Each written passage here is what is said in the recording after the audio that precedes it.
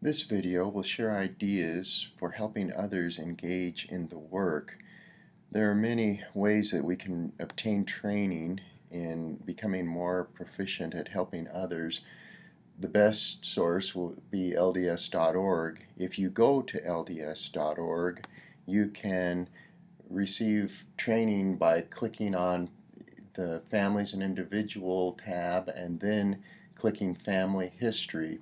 At that point, an entire section of training for leaders, for members, for consultants will open, and you'll be able to obtain a great deal of information and help in your calling.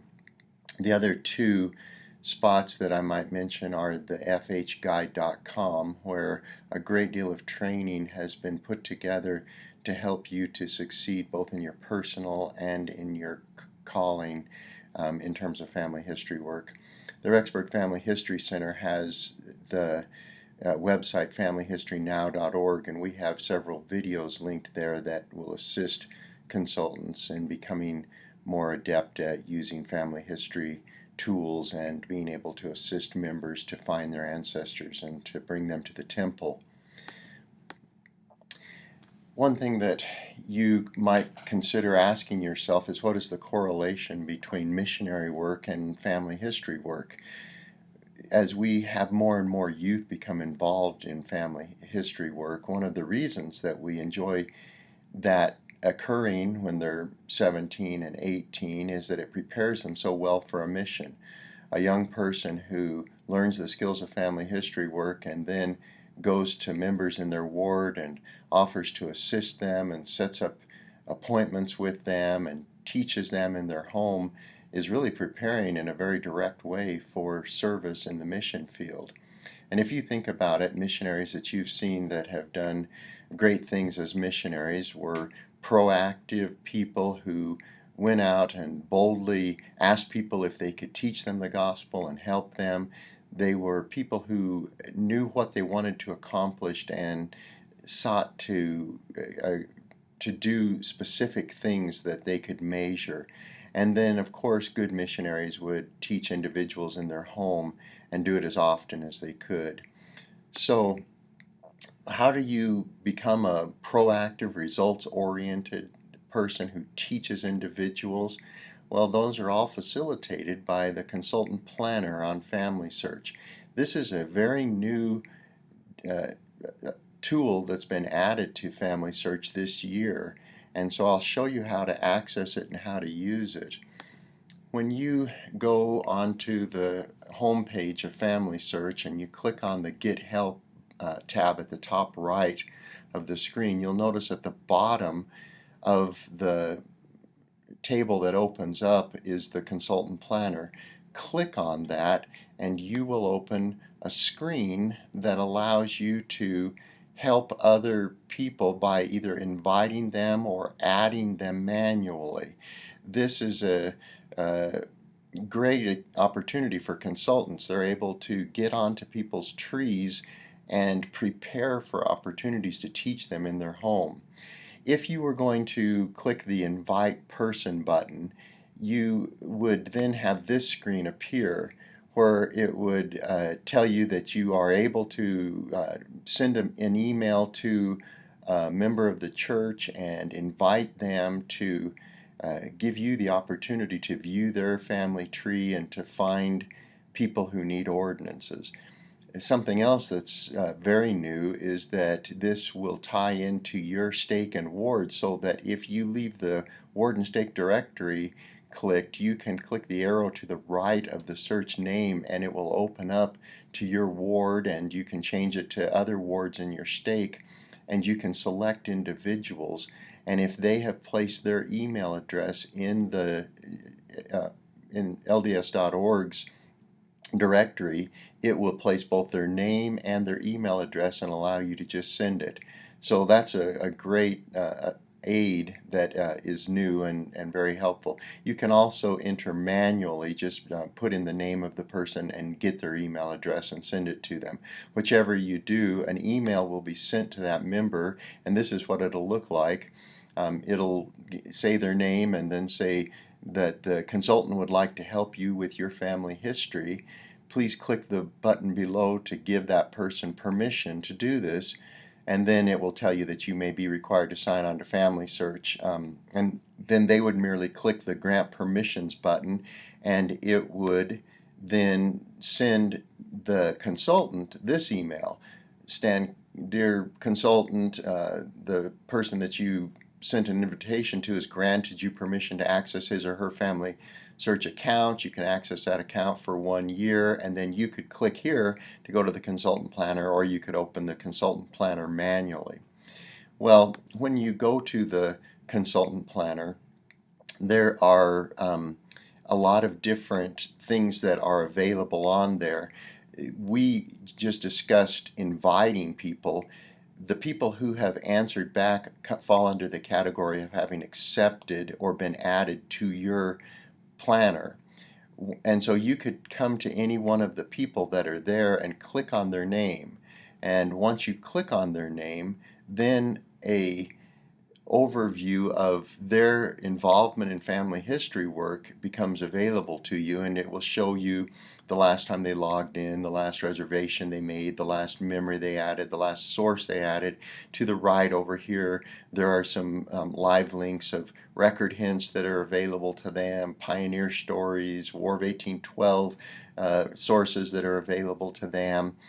You can see that it's a colored graphical screen that is larger than the fan chart on FamilySearch. It has a couple more generations, and you can hover over any one of these individuals and it will go ahead and show you who that person is. I really like the fact that it by color designates what country the person is from, because there's some areas that I try to avoid if I'm trying to help somebody, because I'm not as good researching in that area. And so I'll stick to the areas that I'm more comfortable with. All I have to do is click go to tree, and I can go to their tree and see their tree, and then I can spend some time finding an individual that needs ordinances and remembering how I did that, so that when I meet with them in their house, I can take them through the process.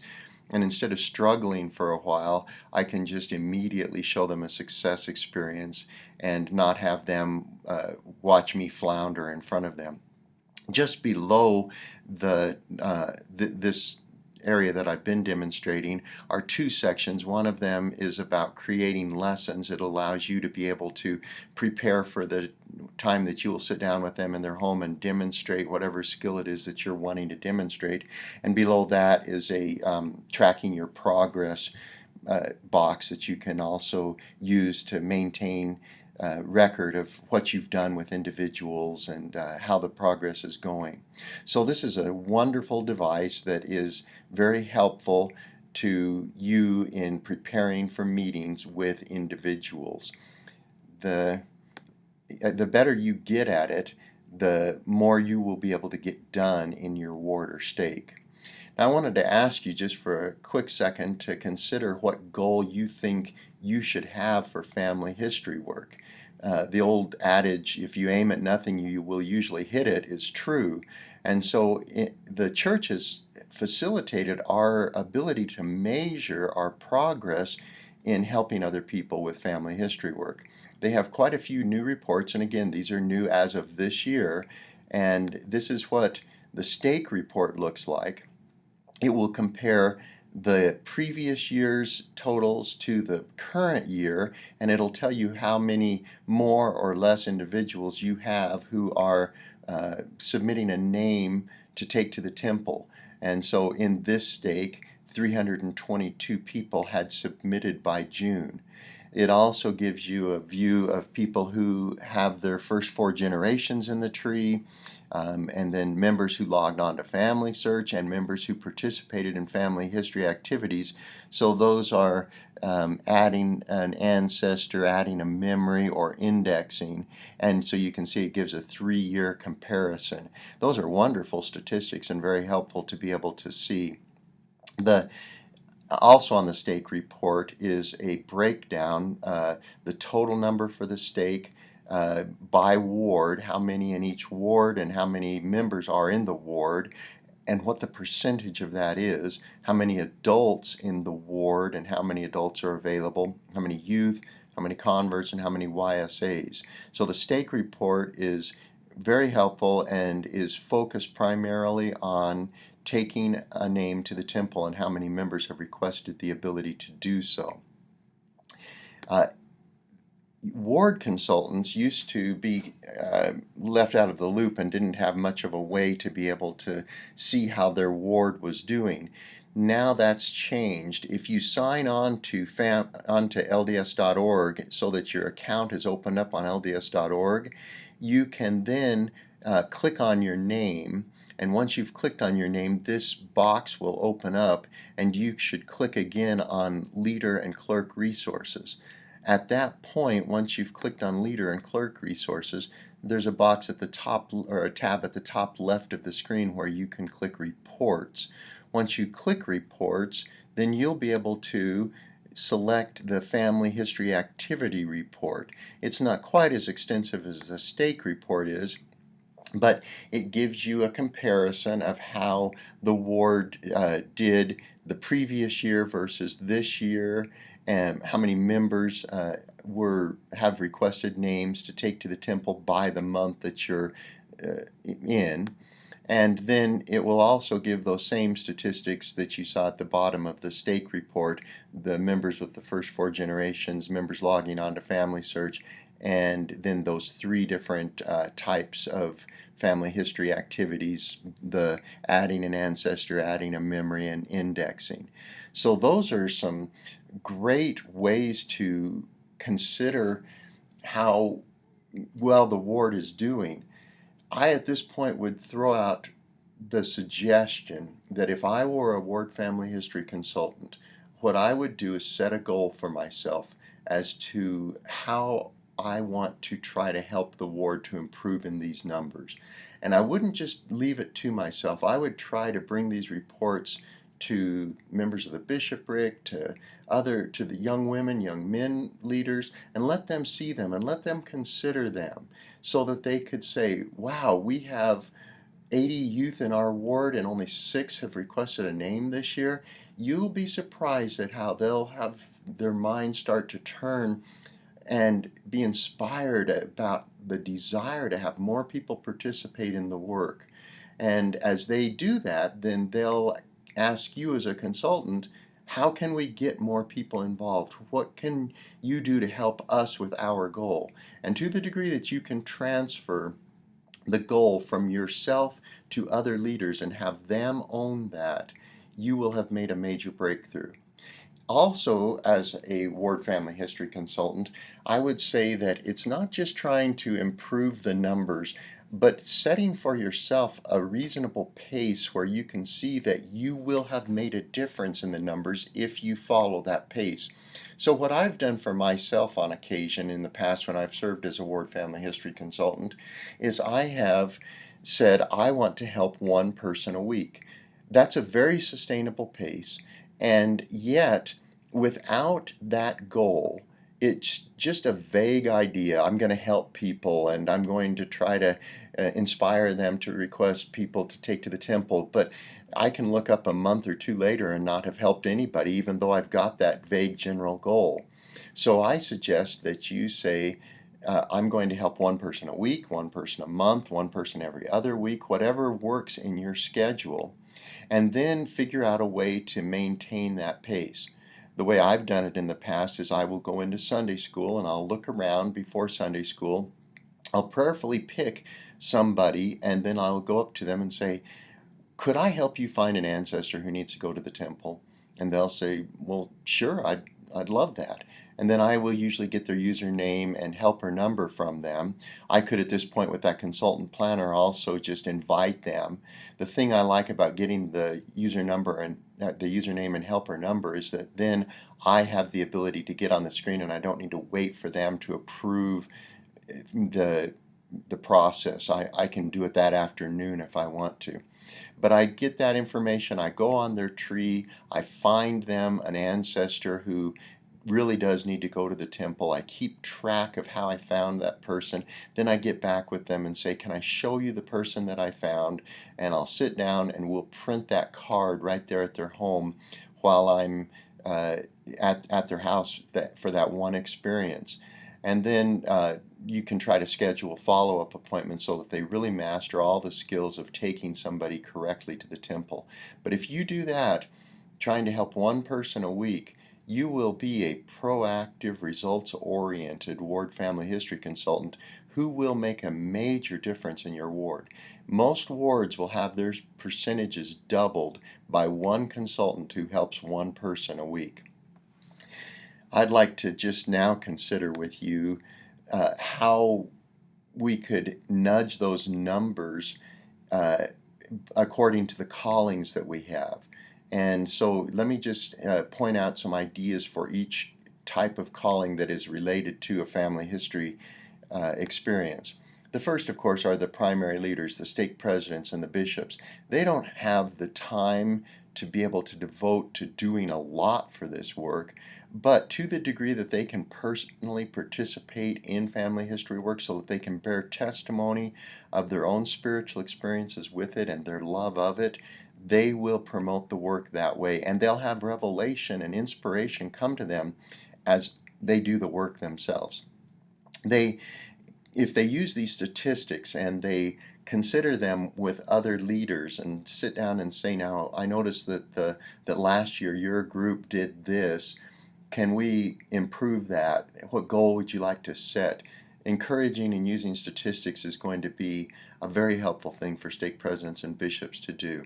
Perhaps the most important thing for stake presidents and bishops is to call consultants who aren't experts in genealogical work, haven't been doing it for 50 years, but know how to magnify a calling, know how to teach and inspire, and are willing to learn the needed skills.